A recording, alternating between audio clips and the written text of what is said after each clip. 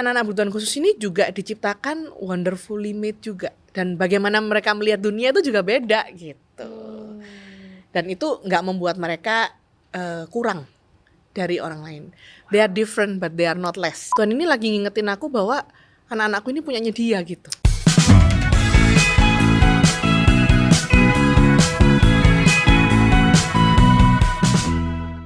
Welcome to Sit In Podcast. Saya Tiffany Andrawan akan menjadi host kalian pada hari ini. Dan hari ini kita akan membahas sesuatu yang sangat spesial, apalagi untuk hati para orang tua ya. Karena kita pasti bertanya-tanya, kenapa ya ada anak-anak yang memiliki kebutuhan khusus? Nah, di episode kali ini kita akan membahas mengenai anak berkebutuhan khusus atau special needs bersama dengan Angelia Permana. Aduh, dari tadi mau ngomong Purnama kayak bulan. Oke, Angelia Permana, dia ini adalah Head of GKDI Kids Kingdom di seluruh Nusantara, atau kepala sekolah minggu gitulah ya. Tapi memang dia itu memiliki expertise di Special Needs Kids Education ya, kalau nggak salah, dari Virginia, Amerika. Anyway, kita akan ngobrol dengan Angel. Tapi sebelumnya jangan lupa ya untuk subscribe di GKDI Official di semua platform social media. Ada di YouTube, Instagram, TikTok, dan lain sebagainya. Nah, langsung aja kita ngobrol dengan Angel. Hai Angel. Halo, aku manggilnya Kak atau C nih? Terserah dong. Kalau mau ngikutin aku tuh sebenarnya Oni. Ya kan, Oni. Bisa nggak? Oni. Edi. Ntar kepleset gitu ya, jadi onde-onde. aja ya. Cece ya. Cece. Karena kan Cece Yes. angkat dari beda mama bukan? Betul. Oh, yaudah, okay. Pasti ya toh. Kok langsung bahasa Jawa? Angel asalnya mana, Jel? Aku asli Malang. Asli Malang, Aslinya aku Surabaya. Malang. Apa kita langsung berbahasa Jawa aja? Boleh nanti pakai subtitle di bawah Nah. ini ya. Okay.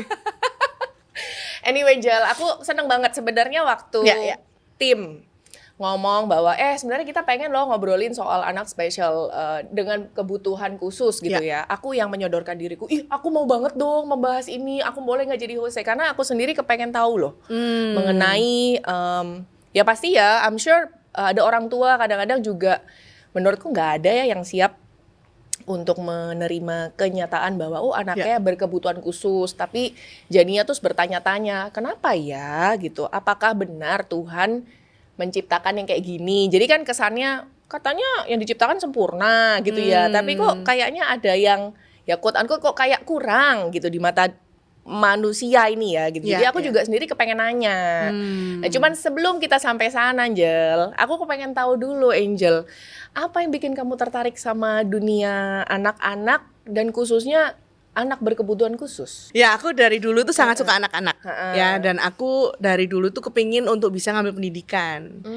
Nah, sampai akhirnya aku tuh bekerja di sebuah preschool, sekolah gitu, yang menerima anak berkebutuhan khusus. Gitu. Dan dari situ aku mulai jatuh cinta lah sama anak-anak berkebutuhan khusus ini. Itu aku merasa kayaknya ketika kita tuh membantu mereka, itu ngelihat progresnya mereka meskipun kecil-kecil itu sangat membuat hati itu bahagia gitu. Nah, itu yang membuat aku kepingin menggeluti itu. Dan selain itu juga aku melihat di masyarakat juga sih, Cetif gitu ya.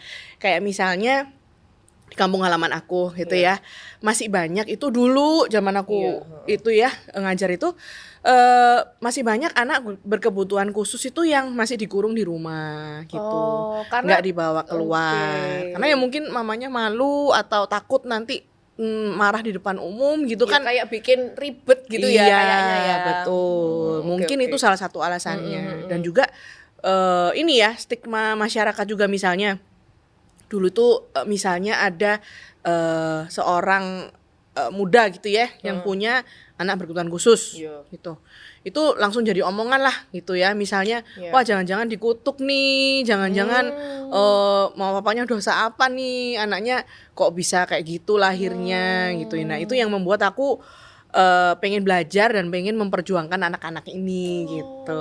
Itu ceritanya. Duh, mulia banget. Tapi kan tadi ada, aku kan waktu memperkenalkan kamu gitu kan sempat sekolah di Virginia ya? Iya. Itu sekolah apa? Ya, aku dulu memang ambil masters di bidang pendidikan, Oke. khususnya kurikulum dan cara mengajar buat anak-anak kebutuhan khusus Oke. gitu. Ini setelah ngajar di setelah jatuh ngajar- cinta Oh, itu oh, jadi oke. ku mencoba untuk belajar lebih dalam lagi gitu. oke. Dia bersyukur dapat kesempatan lah bisa berangkat dan belajar gitu. Oke, jadi sekarang udah berapa tahun nih menggeluti dunia anak-anak dan pengajaran ini semua? Kalau dari awal aku tuh ngajar anak-anak dalam berbagai bidang pernah gitu. Misalnya guru les pernah ya. Guru kelas pernah, macam-macam lah. Itu kayaknya semua pernah gitu ya. Itu dari tahun 2000 dari zaman aku kuliah aja udah ngajar aku. Oke. Berarti berapa ya? Belasan tahun mungkin. Wih, berarti Belasan jurusmu banyak juga Jurus ya, jurus, iya. hebat gitu. Dan Belok-belok, sekarang kamu juga sendiri sudah punya buah hati 2 anak. Ya, 2 Oke, anak. yang satu Austin umur 5 tahun. 5 tahun. Iya. Terus Kyrie yang lucu itu Itu 11 bulan. 11 Bentar lagi bulan. setahun. Oh, dia Iya. tuh belum setahun. Belum. Oh ya ampun, lucu sekali loh itu anakmu. Well, you're so blessed with them. Thank you. Anyway, ini kan karena kita lagi mau ngomongin soal anak kebutuhan khusus ya, Angel ya. Kan terkadang nih di Indonesia itu kan anak-anak berkebutuhan khusus itu kan juga sering disebut difabel ya. Ya. Itu tuh ya aku sih sebagai orang awam ya, aku pribadi tuh nggak tahu loh sebenarnya singkatan apa difabel itu. Ya. Jadi kan selama ini tuh kita selalu zaman dulu itu anak berkebutuhan khusus itu mungkin dikategorikan salah satu anak-anak cacat gitu ya. Oke. Nah, tapi kan dengan berkembangnya informasi, dengan berkembangnya awareness itu kita juga mau mengubah stigma masyarakat gitu. Dari yang dulu mungkin disebutnya, mungkin ya zaman dulu kan juga ada ya disebut maaf kayak idiot gitu dan segala macam. Tapi sekarang kita sebutnya difabel. Oke. Difabel itu singkatan dari differently able. Oh, sebenarnya itu malah singkatan Inggris. Betul. Oke. Mempunyai kemampuan yang berbeda. Karena memang anak-anak ini juga satu individu yang punya impian, punya kesukaannya mereka gitu. Dan mereka hanya memiliki beberapa challenges lah gitu, beberapa tantangan yang dalam hal-hal tertentu yang membuat mereka mungkin cara belajarnya beda, cara melihat dunianya beda gitu. Makanya disebut differently abled atau difabel itu gitu. Oke. Nah, berarti jenis-jenis difabel ini nih sebenarnya banyak atau maksudnya hanya yang berkaitan dengan kurangnya kromosom gitu kan, banyak ya sekarang orang-orang ngomong kayak kalau autistik itu tuh kekurangan kromosom lah apalah. Help. Gak ngerti loh itu jenis-jenis. Ya. Jenis-jenis disabilitas itu juga macam-macam ya. Ada satu tuh disabilitas fisik gitu. Mungkin yang membuat mereka itu tidak bisa mobile seperti orang lain. Salah satu kondisinya tuh cerebral palsy ya. CP biasanya disebut. Itu di mana otak mereka itu kesulitan untuk menggerakkan otot-otot dalam tubuh mereka gitu. Untuk kalau disebutin bisa banyak ya, cuma aku langsung aja. Ada juga sebenarnya bisa di Google juga gitu ya. Iya. Benar. Terus ada juga anak-anak yang mungkin mengalami kesulitan mendengar, melihat, berbicara ya. Tunarungu gitu. Apalagi. Terus juga ada disabilitas intelektual. Itu yang membuat mereka sulit untuk menerima informasi dan belajar. Misalnya teman-teman dengan IQ yang mungkin lebih rendah daripada norma. Gitu. Salah satunya itu Down syndrome. Itu termasuk salah satu disabilitas intelektual. Dan juga ada disabilitas lain yang mungkin juga disebut neurodivergent ya. Ini istilahnya banyak banget ya. Tapi itu yang mempengaruhi bagaimana mereka bertumbuh. Gitu, bagaimana mereka bertumbuh, terus perkembangan mereka juga terpengaruh karena kondisi tersebut gitu. Ada juga anak-anak yang memiliki lebih dari satu kondisi, misalnya dia punya autisme tapi juga tunarungu gitu. Ada juga gitu. Oke. Iya, karena kan maksudnya kalau misalnya nggak dijelasin kayak gini ya, untuk orang tua new parents biasanya malah kan gitu. Mereka juga akan kadang-kadang tuh bingung loh ngelihat contoh ya. Let's say kalau masa pertumbuhan, karena anakku sendiri nih ngalamin nih dulu. waktu usia 2,5 tahun, 3 tahun masih belum bisa ngomong. Nah ini kan bingung ya gitu ngelihatnya, oh apakah emang ini anak pendiam atau mungkin ini anak ternyata speech delay. Iya. Dan yang kita nggak tahu tuh kan kadang-kadang speech delay ini nih bisa jadi alarm awal ya. Apakah ini anak tuh ternyata ada gimana ngomongnya, ada kebutuhan khusus atau enggak gitu. Nah itu kan juga sebenarnya pengen juga ya gitu ngobrol sama Angel. Aduh Angel, jadi kalau misalkan kayak gini gitu untuk orang tua, sebenarnya tuh yang perlu diperhatikan atau diutamakan dulu tuh apa sih gitu. Dan sebenarnya well honestly speaking ya, kadang-kadang kita sebagai orang tua juga mungkin nggak pernah nyangka ya gitu bahwa anak kita akan menjadi salah satu yang dipilih Tuhan untuk memilih kita orang tua spesial gitu loh. Ya. Nah, coba gimana tuh? Oke. Kalau menurut aku, kalau kita punya anak yang sedang berkembang, itu kita dengan rajin ya ngecek ke DSA. Gitu. Kita harus rajin pantau perkembangannya dia. Gitu. Jadi ketika ada yang terlambat, ketika ada yang kayak harusnya di usia segini dia bisa ini, tapi kok dia udah red flag nih. Nah, itu kita harus segera cari bantuan. Gitu. Nggak boleh dengan ya mungkin dia memang berat ya, tapi kadang-kadang kan orang tua tuh bisa nggak apa-apa kok, emang begini, emang anaknya nggak fokus, nggak suka lihat orang, itu jangan gitu. Nah tadi kan ngomongin speech delay ya. Nah itu pun anak terlambat bicara itu macam-macam gitu, kayak cause-nya apa tuh, penyebabnya. Satu, itu anak bisa ada otot-otot mulutnya yang perlu dibantu. Misalnya dia keseringan makan yang lunak-lunak doang, jadi ngemut gitu maksudnya. Iya, apa sih, lunak kayak nggak pernah makan yang keras-keras ya. Jadi ototnya nggak berapa terlatih misalnya. Ada juga anak yang memang ada organnya itu perlu dibantu, itu ada juga. Misalnya yang tangtai, lidahnya kenapa, itu ada. Ada apa sih lidahnya yang pendek ya kalau orang bilang tuh. Ada gitu. Nah ada juga kurang stimulasi. Oke. Iya. Aduh, anak zaman sekarang ya stimulasinya cuma dari gadget sih. Iya betul ya. Memang kayak penggunaan gadget dan screen time itu banyak dikaitkan dengan perkembangan bahasa yang terlambat. Itu kurang stimulasi. Terus bisa juga ini lucu ya. Tapi ini benar-benar terjadi. Speech delay karena mamanya ngomong Inggris, papanya ngomong Mandarin, mbaknya ngomong Jawa gitu. Ada. Oke. Ya, jadi itu membuat dia ketika mau ngomong tuh bingung mau pakai vocabulary yang mana gitu. Nah itu ada kebingungan ya. Nah ada juga yang memang salah satu speech delay itu yang maksudnya ketika anak terlambat bicara itu salah satu tanda dari kondisi lain. Salah satunya seperti autisme gitu. Tapi tidak selalu speech delay autism itu enggak. Iya. Makanya itu jangan terlambat bawa ke dokter spesialis anak gitu. Misalnya yang memang bisa bantu kita untuk mengidentifikasi ya ini sebenarnya apa gitu yang menyebabkan keterlambatan tersebut gitu. Betul. Kalau misalnya kan biasanya kalau anak kecil tuh kan kita ke dokternya sering ya, vaksin apa gitu itu kan biasanya dipantau sama dokternya. Tapi kadang-kadang kalau orang tua pingin tahu lebih lagi nggak apa-apa, bawa aja ke klinik gitu, cek tumbuh kembang itu ada. Gitu ada namanya cek tumbuh kembang untuk melihat anaknya ini di bagian-bagian perkembangannya itu udah sesuai belum, ada yang terlambat nggak, apa indikasi apa nih gitu. So kita maksudnya sebagai orang tua itu tuh sebaiknya inisiatif daripada reaktif gitu kali ya. Maksudnya jangan sampai telat baru kita reaksi, tapi kita lihat nih perkembangannya, kita yang proaktif untuk ngecek supaya nggak telat gitu kali ya. Iya betul. Aku melihat juga kan aku juga ngajar ya, Cetif ya. Banyak anak itu yang mereka tuh bisa mengejar gitu ya, mengejar dan akhirnya nyusul dan akhirnya dia bisa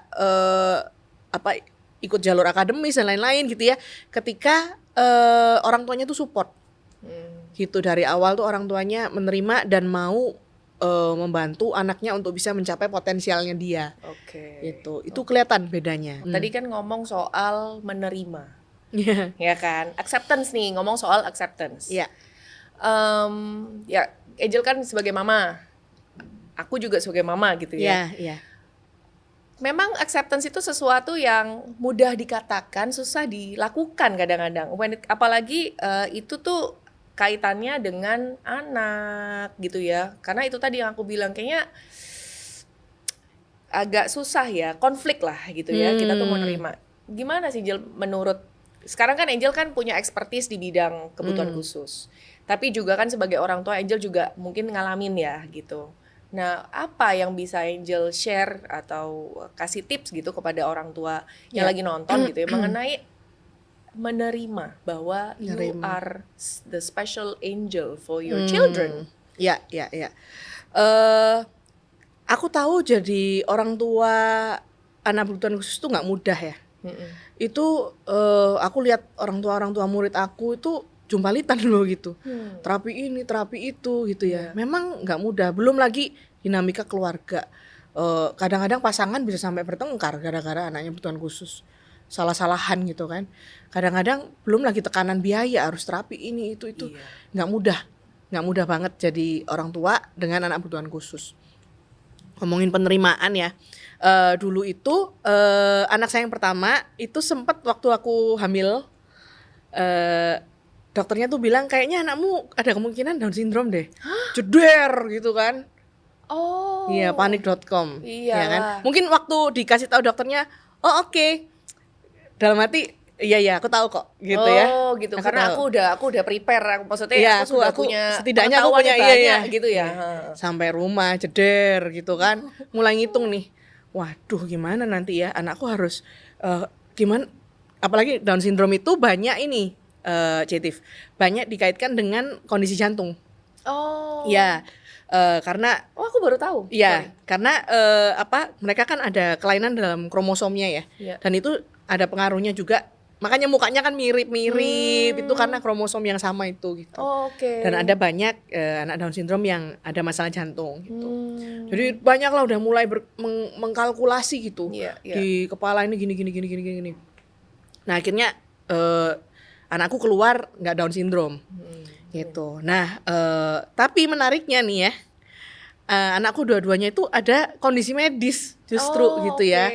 Kondisi medis yang membuat aku juga belajar bahwa Tuhan ini kasih aku anak gitu ya, aku doain anak gitu ya, tapi Tuhan ini lagi ngingetin aku bahwa anak-anakku ini punyanya Dia gitu. Terus kayak ya terserah Tuhan itu mau kasih aku anak yang seperti apa gitu, dan aku sebagai orang yang dititipin gitu, apakah aku akan menerima anak-anak ini dan mengembangkannya dan membantu mereka bertumbuh sesuai dengan maunya Tuhan yang nitipin anak ini ke aku gitu. Jadi buat orang tua gitu ya, kalau ngomongin acceptance ya pasti susah banget. Pasti susah banget gitu. Tapi satu, ini anaknya Tuhan. Anaknya Tuhan yang dititipin ke kita. Gitu. Kita sebagai yang dititipin gitu, kita cuma bisa berusaha untuk membantu dia berkembang sesuai dengan maunya Tuhan gitu. To their best potential ya, bukan bukan untuk mengikuti maunya konsepnya kita gitu loh ya, sempurna seperti apa gitu loh. Betul. Yang kedua, aku percaya itu Tuhan menciptakan setiap orang tuh sempurna gitu ya. Ini buka contekan dulu sih ya. Boleh. Oke. Salah satu nanti ditampilin di sini ya, shred gitu ya. Oke. Ini sudah. Sudah tampil di sini ya. Tapi aku mau ini satu ayat yang sangat beautiful ya, menurut aku ya. Di Mazmur 139 ayat 13 sampai 15 gitu. Engkau menciptakan setiap bagian badanku dan membentuk aku dalam rahim ibuku. Aku memuji Engkau sebab aku sangat luar biasa. Segala perbuatanmu ajaib dan mengagumkan. Aku benar-benar menyadarinya. Ya, bahkan di bahasa Inggrisnya Mazmur 139. Aku izin bacain bahasa Inggrisnya ya. For you created my inmost being, you knit me together in my mother's womb. Tuhan tuh kayak jahit kita ya. Di dalam merajut ya, di dalam janin rahim mama. Terus ini beautiful banget ya. I praise you because I am fearfully and wonderfully made. Your works are wonderful. I know that full well. Aku yakin anak-anak berkebutuhan khusus ini juga diciptakan wonderfully made juga. Gitu. Amin. Setiap dari kita, ya kita beda-beda ya. Ada yang kalau seneng tepuk tangan, ada yang kalau seneng nangis ya. Ada yang kalau marah ngamuk, ada yang kalau marah diem. Setiap dari kita aja beda-beda gitu. Dan anak-anak berkebutuhan khusus juga ada caranya mereka sendiri gitu untuk mengungkapkan siapa diri mereka, apa yang mereka rasakan, dan bagaimana mereka melihat dunia itu juga beda gitu. Dan itu nggak membuat mereka kurang dari orang lain. They are different but they are not less. Iya. Gitu. Wow, aku merinding banget. Iya betul ya, karena kalau mau bilang anak kebutuhan khusus memang seringkali kita itu mengkaitkan dengan ciptaan Tuhan yang kurang sempurna gitu, dan itu bisa mencuri iman juga loh Jul, gitu. Maksudnya kita jadi melihat mereka berbeda gitu kan, dan mungkin banyak banget yang akhirnya memilih untuk jaga jarak atau apa, dan akhirnya ya itu tadi gitu, ada yang akhirnya anaknya disimpan di rumah terus, atau bahkan aku juga lihat nih ya, ada anak berkebutuhan khusus yang akhirnya malah bukannya dibantu untuk develop skill, untuk punya sesuatu skill gitu, tapi akhirnya diberikan bantuan yang menurut aku berlebihan loh. Dan akhirnya anaknya jadi di-enable. Nah itu juga, apakah itu support atau gimana? Memang kalau jadi orang tua dengan anak berkebutuhan khusus ya, itu memang kita harus strong. Maksudnya kita udah harus melihat beberapa tahun ke depan juga gitu. Satu hari kita kan nggak akan selalu bersama-sama dengan mereka ya, gitu. Dan itu kita harus siapin dari sekarang gitu. Kita harus ngajarin mereka, satu hari mereka bisa mandiri. Ini anak-anak berkebutuhan khusus itu luas sekali ya, Tiff ya gitu. Ada anak yang memang bisa diarahkan ke situ, tapi memang aku mengerti juga ada anak-anak yang nggak bisa dan harus butuh bantuan seumur hidup mereka gitu. Tapi kita harus melihat ke depannya gitu. Kita harus misalnya melatih dia kemandirian, melatih dia working skills gitu ya. Kebetulan aku tuh ngajarnya itu anak-anak remaja dan dewasa muda dengan autisme. Aku ngajar mereka, aku ngajar mereka social skills sampai sekarang. Ya, di The Social Learning Club. Nah, itu itu seru banget gitu ya, karena mereka ini udah gede dan mereka masuk ke kedewasaan ya, udah mulai bisa naksir, udah mulai puber gitu. Tapi kita juga harus ngejar juga nih, kamu nanti apa yang kamu bisa kerjain untuk kamu tuh bisa cari uang gitu.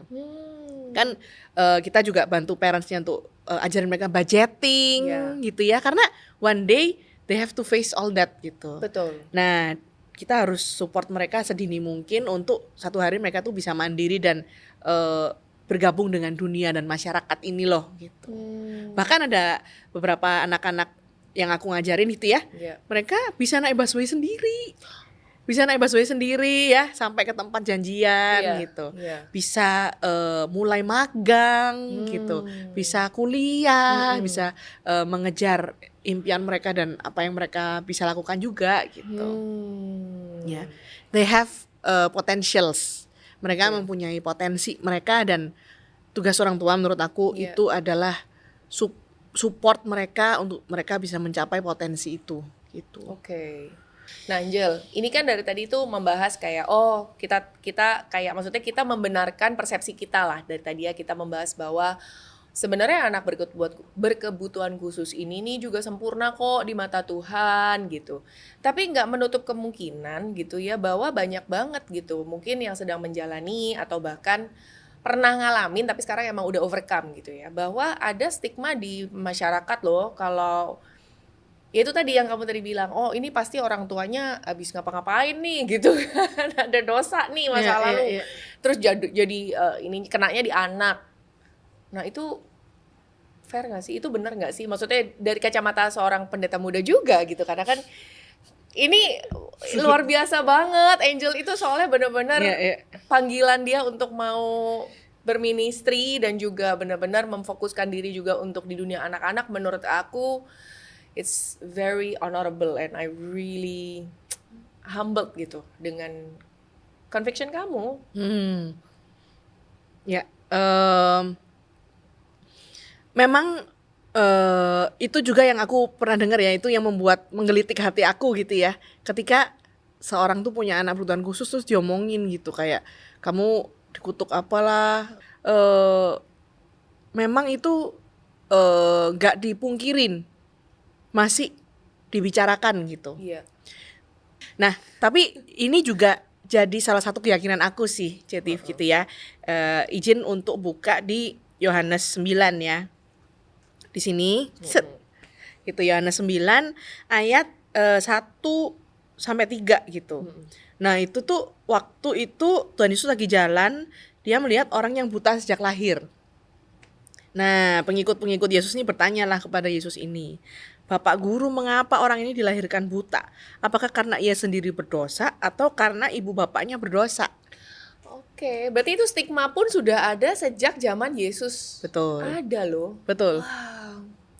Dan di ayat ketiganya Yesus menjawab, dia buta bukan karena dosanya sendiri atau dosa orang tuanya, tetapi supaya orang bisa melihat kuasa Allah bekerja dalam dirinya.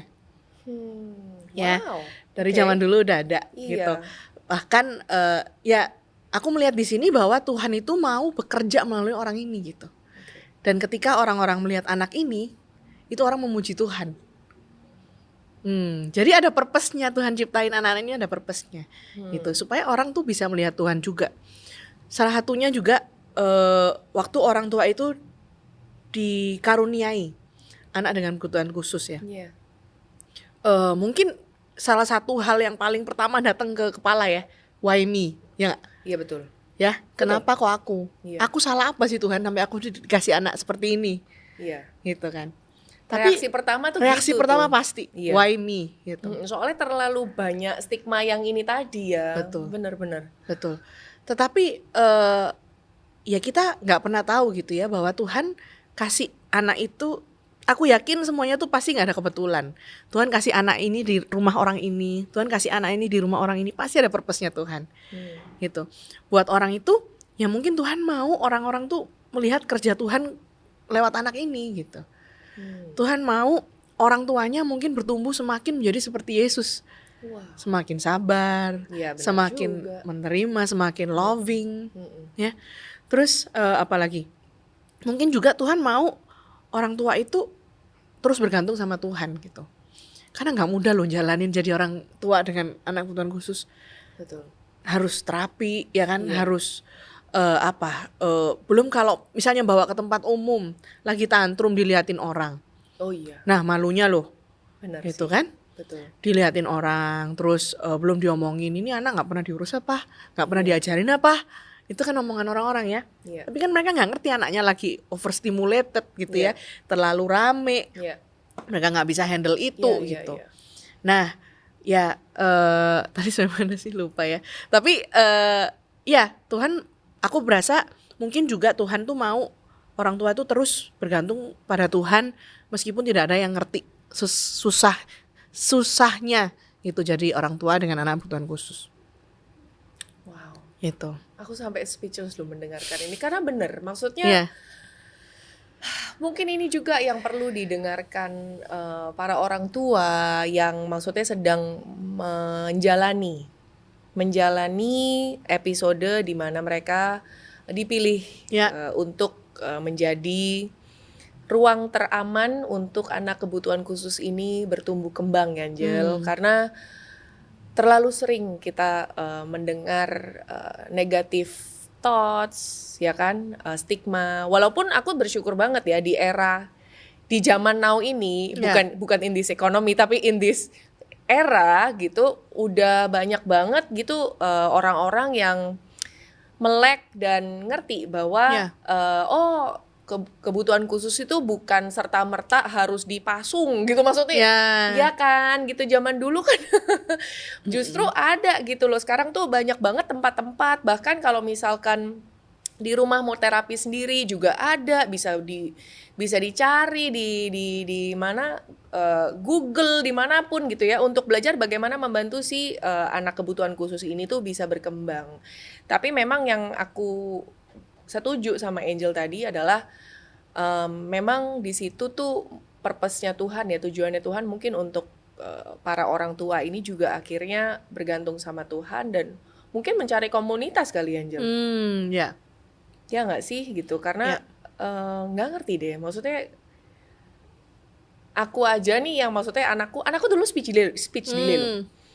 Terus sempat dibilang katanya MSDD, tapi terus dia bilang ini seperti ADHD Bu, tapi bukan gitu. Jadi ada lagi gitu. Tapi aku bersyukurnya memang setelah 3 tahun perkembangannya pesat gitu dan maksudnya normal ya, quote unquote gitu. Tapi memang dia lahir, maksudnya dia memang menjadi seseorang yang mungkin highly sensitif ya. Jadi secara emosional itu tuh lebih peka dan lebih bisa menggebu-gebu. Itu aja menurut aku udah kayak overwhelming loh kadang-kadang gitu. Apalagi kalau udah dia ke-trigger dan dia tuh kalau maksudnya disuruh calm down itu aja tuh ngajarin tenang aja tuh kayaknya membutuhkan waktu dan kesabaran yang wow gitu. So I cannot imagine gitu untuk orang tua yang berkebutuhan khusus ya. Nah Angel, ini akhirnya mau ngomong, aku pengen banget nih nanya dengan konteks si kebutuhan khusus tapi yang autism ya. Yang autisme gitu loh. Itu tuh sebenarnya kan tadi kalau misalkan ngomong Down syndrome itu kan karena memang kromosomnya gitu kan. Emangnya kalau autism itu gimana? Kromosom juga atau beda? Beda. Ya kalau autisme itu itu tuh gangguan dalam perkembangannya dia ya, gangguan dalam perkembangan. Nah sampai hari ini itu belum ditemukan persis A sama dengan B apa yang menyebabkan autisme. Itu sampai sekarang masih diperdebatkan. Menarik ya? Yang aku dengar tuh cuma apa sih namanya kalau makan merkuri kebanyakan, itu benar gak? Nah itu tidak banyak didukung riset juga gitu. Tapi memang ada beberapa anak dengan autisme yang ditemukan kadar merkurinya dalam tubuhnya tinggi gitu. Ada. Tapi gini, makan banyak merkuri belum tentu sama dengan autisme. Gitu. Karena memang sampai sekarang itu masih diteliti. Yang kita tahu itu anak-anak dengan autisme itu mengalami mutasi gen gitu. Kita juga yang kita sudah tahu hari ini menurut riset itu hal-hal apa saja yang bisa mempertinggi gitulah kemungkinan seorang anak itu memiliki autisme. Tapi itu berarti dari kandungan, maksudnya mohon maaf nih. Jadi ada beberapa hal gitu ya yang memang meningkatkan kemungkinan anak-anak kita itu bisa mempunyai kebutuhan khusus. Ya macam-macam ini. Yang pertama waktu di kandungan, kalau orang tua itu ngerokok, kalau orang tua itu ngobat, itu meningkatkan kemungkinan anaknya keluar bisa memiliki kebutuhan khusus, bisa autisme, bisa learning disability ya? Macam-macam. Nah, terus waktu melahirkan itu ketika anak itu kehilangan akses ke oksigen, misalnya terjebak apa itu? Tali pusar ya, atau air ketubannya pecah. Iya, atau ada inilah kondisi-kondisi yang membuat dia itu kehilangan akses oksigen ke otak dia, itu bisa menyebabkan beberapa kondisi juga. Gitu.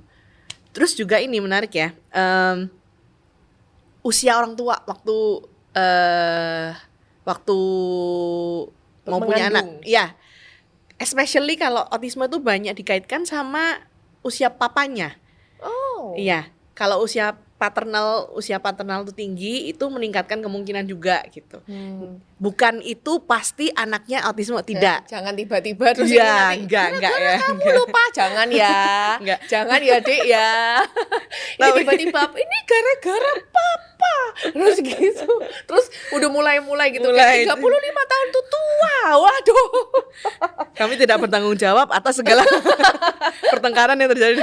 Tidak terima konseling loh. Nah, itu meningkatkan kemungkinan.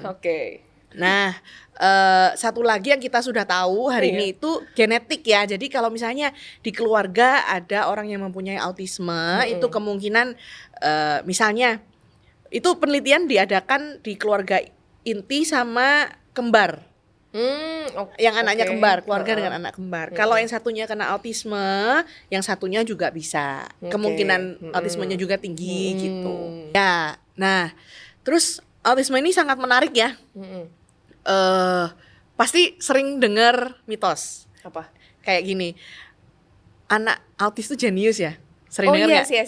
Iya. Terus biasanya itu anak autis tuh yang sering tantrum kan. Betul. Ya, terus apalagi tuh, autis itu punya dunia sendiri. Yeah. Kebanyakan gadget, banyak lah. Itu perbincangan tentang autisme ini. Tapi hari ini yang aku mau bahas juga itu autisme itu sangat luas. Aku pernah bertemu gitu ya, satu individu orang yang punya autisme, tapi lulus S3, percaya nggak? Oh, itu aku percaya. Iya, ada ya. Karena kalau nggak salah aku dengar ya, autisme itu ada yang high function, ada yang apa gitu nggak sih? Iya. Dan at the same time, ini ada orang yang bisa lulus S3, tapi at the same time ada juga anak yang autisme juga gitu ya. Tapi dia untuk belajar mandiri ke toilet aja itu butuh bertahun-tahun. Oke. Gitu. Sama-sama autisme. Tapi autisme itu makanya disebut autism spectrum disorder. Karena it's a spectrum. Luas banget.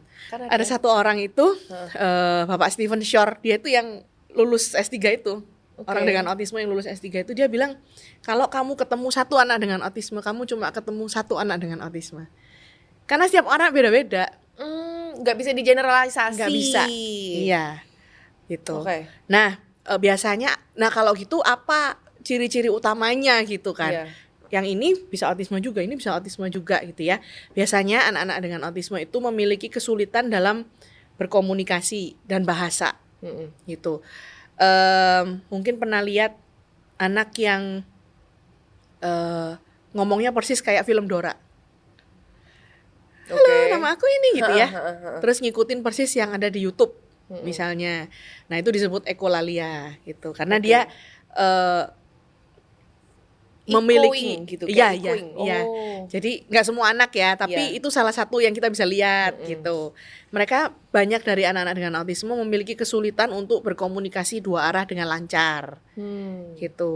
Jadi antara satu arah atau ngomongin yang dia suka aja kayak gitu. Lalu biasanya ada kesulitan dalam hal sosialisasi. Kita kan ketemu orang, lihat matanya itu otomatis ya. Gitu. Terus kenalan itu ya belajar sebentar bisa. Tapi buat anak-anak ini itu butuh belajar lama.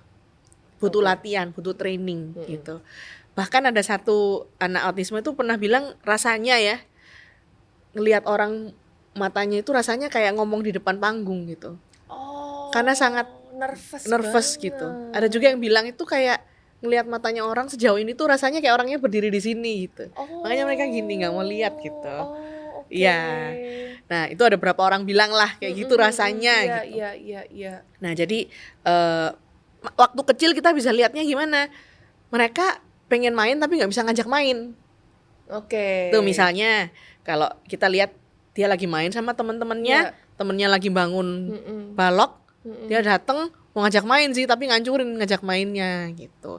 Karena dia belum bisa untuk mengutarakan ngajakin main. Cara main bareng itu perlu diajarin. Oh, tadi kan ngomongin tantrum ya. Salah satu penyebab mereka tantrum juga itu adalah karena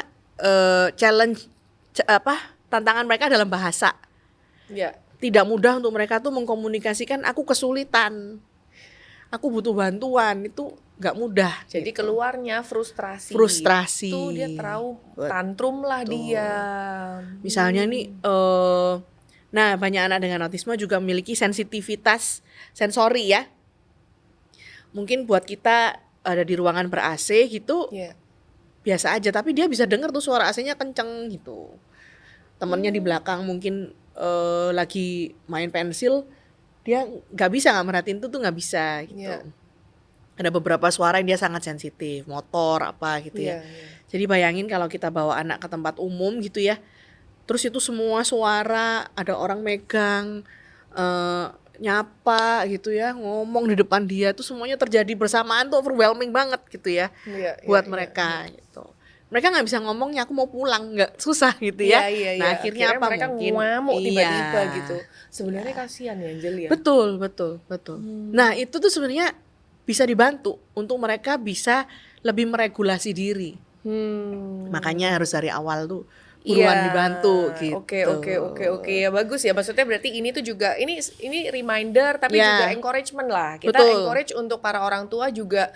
Sebenarnya kenapa kita juga membicarakan ini di podcast kita karena I think it's good ya untuk kita menjadi seorang Kristen tapi juga orang tua, kita nggak menutup kemungkinan bahwa anak-anak spesial ini tuh ada gitu di sekeliling kita. Jangan terus nanti jadi kayak down sendiri, ngerasa oh ini nih gara-gara dosa gitu loh, gara-gara jadi saling mencari blame gitu. Padahal kita point of view-nya sebenarnya lebih kepada ini juga ciptaan Tuhan yang sempurna, cara mendidiknya aja mungkin beda gitu. Dan yang di luar dari norma yang selama ini kita lihat, kita alami gitu ya. Dan makanya itu kita harus maksudnya mau belajar lagi lah gitu ya Angel ya. Iya.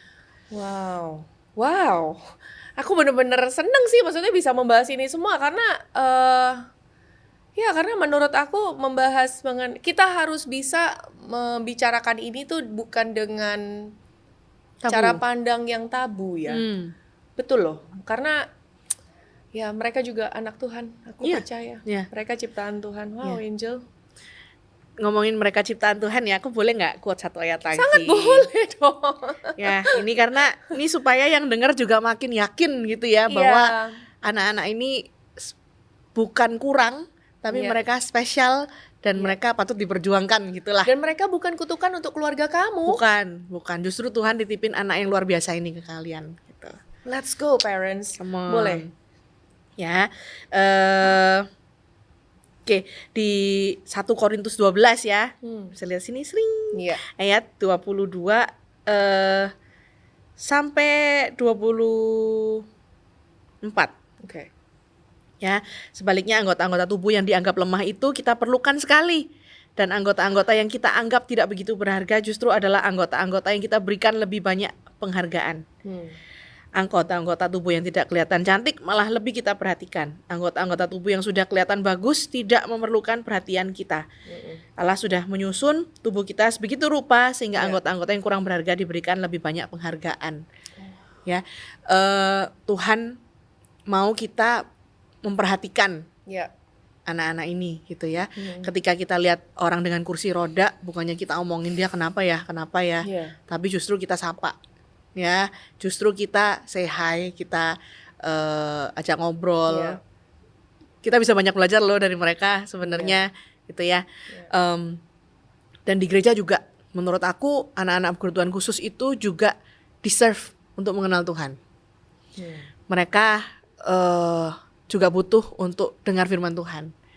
Jadi parents yang mungkin punya anak berkebutuhan khusus, jangan khawatir ya untuk membawa anak-anak sekolah minggu. Amin. Ya karena pernah juga aku ketemu orang tua ya, nggak mau bawa anaknya ke sekolah minggu karena sungkan gitu, anakku autis gitu. Tapi takut justru takut ngerepotin benar ya. Tapi please bawa mereka ke sekolah minggu, kita sangat welcome gitu ya. Kadang-kadang kita bingung juga mungkin, tapi nggak apa-apa, kita bisa bekerja sama dengan orang tua gitu ya. Dan mereka butuh untuk dengar firman Tuhan. Amin. Mereka butuh mengenal Tuhan. Wow. Nah Angel, aku nih jadi ada satu pertanyaan tambahan, pertanyaan bonus. Ya oke. Yang di luar skrip gitu, tapi aku tuh jadi dari tadi mikir ya, kita kan membahas anak dengan disabilitas. Anak difabel ini untuk orang tuanya nih, mungkin kalau misalkan saya jadi orang tua ya, orang tua dari difabel, kalau anak saya cuma satu, si anak tunggal yang difabel, mungkin kan lebih mudah untuk saya nih orang tua, mama gitu ya, untuk fokus membantu anak ini.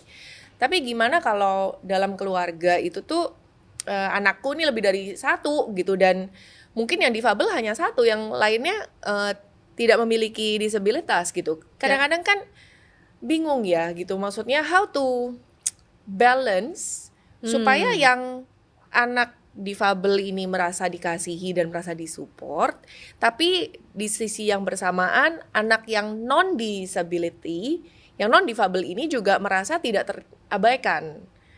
Dan tentu saja gitu, gimana supaya si mamahnya pun atau papa atau parents gitu ya nggak merasa guilty. Ini bener-bener kayak puyeng loh sebenarnya. Kalau dari tadi aku mikir iya ya gimana gitu. So any tips atau encouragement gitu orang tua? Memang banyak, itu satu dinamika keluarga yang sulit memang ya. Iya. Karena memang banyak keluarga dengan anak difabel gitu ya, yang siblingsnya yang tidak memiliki disabilitas itu akhirnya jadi banyak punya perasaan terpendam lah gitu. Karena bayangin misalnya ketika anak yang memiliki disabilitas itu misalnya kejang misalnya, itu kan langsung semuanya seret gitu kan, bawa ke rumah sakit semuanya. Betul. Satu ini ketinggalan gitu misalnya. Nah, memang nggak mudah juga jadi orang tua, nggak mudah, jadi siblingnya juga nggak mudah, gitu ya. Nah, mungkin buat parents yang bisa membantu adalah ketahuilah bahwa tidak mudah buat anakmu yang lainnya ini, itu memiliki adik atau memiliki kakak dengan kebutuhan khusus.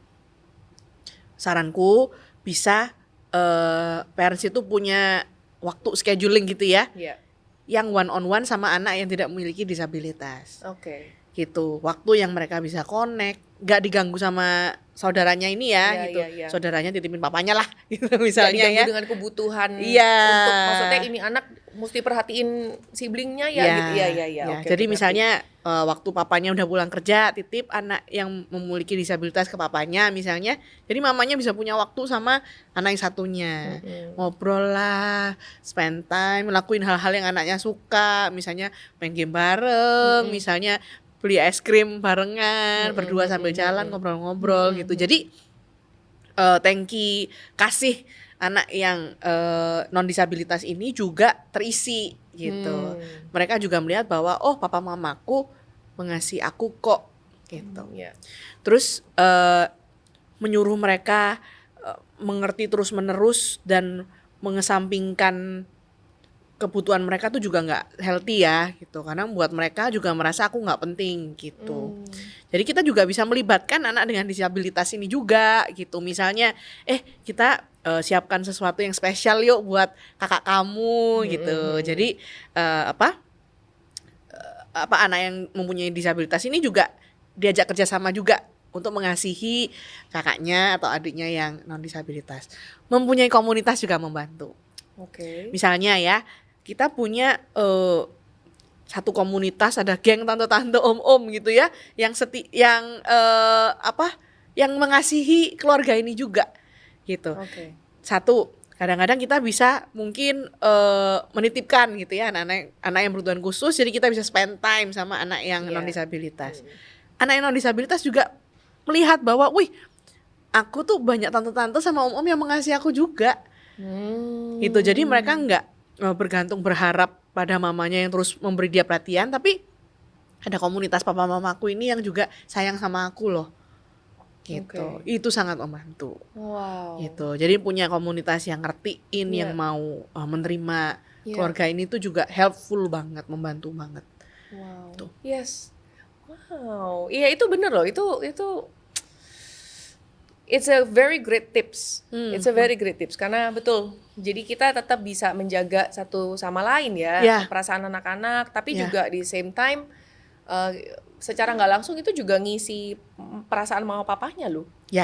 Gitu. Dan aku menambahin satu. Silahkan. Karena banyak banget kan kita tuh aku tuh kan juga membawakan podcast yang nuansa merit juga ya gitu. Jadi walaupun kita lagi fokus ngomongin parenting gitu, hubungan suami istri nggak boleh lupa gitu, menurut aku. Karena si papa mama juga harus tetap merasa bahwa mereka tuh punya connection gitu satu sama lain, sehingga kerjasamanya dapat terbangun dengan kompak. Karena kalau enggak kayaknya juga sulit ya bro. Iya. Kok bro? Iya, Sulit ya gitu. iya. Jadi maksudnya memang itu adalah satu kesatuan di mana nggak boleh dipecah-pecah kali Angel ya. Ya Wow. betul. Nah Angel ini terakhir nih gitu. Mungkin Angel ada nggak encouragement ya atau yang ingin disampaikan kepada parents atau mungkin yang lagi nonton lah gitu, yang khususnya yang memang sedang mendampingi anak-anak atau remaja atau mungkin dewasa dengan kebutuhan khusus. Ya, yang pertama parents ketahuilah bahwa anak kalian tuh spesial banget di hadapan Tuhan. Ya, Tuhan nggak ngasih anak-anak ini ke kalian terus membiarkan kamu sendiri, tapi Tuhan berjalan bersama-sama dengan kalian gitu untuk mendampingi anak-anak ini. Aku tahu pasti nggak mudah gitu ya untuk mendampingi anak-anak kebutuhan khusus, tapi parents kalian sudah memberikan yang terbaik buat anak-anak. Kalian adalah support anak-anak nomor 1 gitu ya, dan anak-anak pasti sangat bersyukur gitu punya orang tua seperti kalian. Dan parents juga jangan menyerah gitu ya, terus berjuang untuk anak-anak kalian juga bisa mencapai potensial mereka sambil bersenang-senang ya sama orang tua. Dan ketahuilah bahwa kayak Tuhan akan selalu mendampingi kalian gitu melalui masa yang naik turun ini gitu. Dan jika kalian butuh bantuan, teman ngobrol, encouragement, apa sih kata Alkitab gitu ya tentang keluarga yang punya anak kebutuhan khusus, feel free ya untuk bisa kontak kita juga, dan kita bisa ngobrol-ngobrol bareng ya untuk bisa kasih kalian support juga gitu untuk melalui masa yang mungkin tough juga gitu ya, berat juga gitu dalam sebuah keluarga. Itu aja. Your children loves you parents gitu ya. Aduh hebat banget. Aduh thank you banget Angel buat hari ini. Aku sendiri merasa sangat-sangat bersyukur ya dapat kesempatan. Terima kasih Stephen, Yosi, Agung, karena aku tuh rada maksa sebenarnya mau menjadi host di topik yang kali ini gitu. Tapi aku benar-benar sangat bersyukur. Aku berterima kasih juga, banyak sekali ilmu yang aku dapat walaupun anakku nggak ada yang berkebutuhan khusus, tapi setidaknya aku jadi terbuka ya bahwa anak-anak berkebutuhan khusus ini memang special angelnya Tuhan gitu. Dan aku ngerasa bahwa ya mereka juga layak diperlakukan sebagaimana biasa aja gitu loh. Jangan dipandang sebagai satu ciptaan Tuhan yang kurang gitu, tapi justru kita melihatnya dari kacamata Tuhan ya gitu. And again terima kasih juga gitu udah diingatkan buat brother sister, buat kalian semua yang sedang menonton, kalau memang mau kenal, bergabung dengan komunitas GKDI dan ingin belajar Alkitab, membutuhkan bantuan itu tadi yang Angel bilang ya, pengen ngobrol aja atau mungkin counseling perkawinan, bahkan ngomongin soal anak dan segala macamnya, kalian boleh menghubungi kita di nomor yang sudah tertera di deskripsi di bawah nanti. Dan informasi juga, gereja kita juga tersebar di 41 kota di Indonesia. Jadi buat kalian yang menghubungi dan ingin bergabung, tenang aja, don't worry, kita akan membantu kalian untuk terhubung dengan gereja kami di kota kalian. And again, diingatkan jangan lupa untuk follow dan subscribe di gkdi.official di semua platform media sosial yang ada. Anyway, sampai jumpa lagi di episode Sit In Podcast berikutnya. Saya Tiffany, bye-bye. Bye-bye.